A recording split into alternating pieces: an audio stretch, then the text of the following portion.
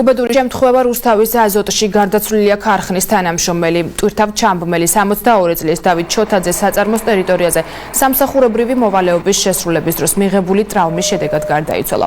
Შემთხვევა დაახლოებით ღამის 3 საათზე მოხდა. აზოტის ადმინისტრაციაში ფაქტს ადასტურებენ და აცხადებენ, რომ საქმეზე მოკვლევა დაწყებულია და მომხდარს შინაგან საქმეთა სამინისტროს რუსთავის მეორე სამმართველო იძიებს.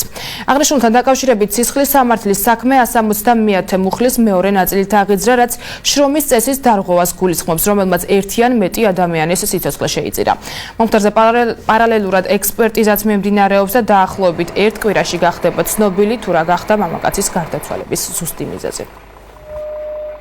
რუსთავის აზოტის ადმინისტრაცია ადასტურებს ამ ფაქტს, რომ რუსთავის აზოტის ტერიტორიაზე დაიღუპა ჩვენი თანამშრომელი 62 წლის დავით ჩოთაძე. ამ ფაქტთან დაკავშირებით მიმდინარეობს გამოძიება და გამოძიების დასრულების შემდეგ ალბათ გაეცემა პასუხები რა მოხდა და როგორ მოხდა.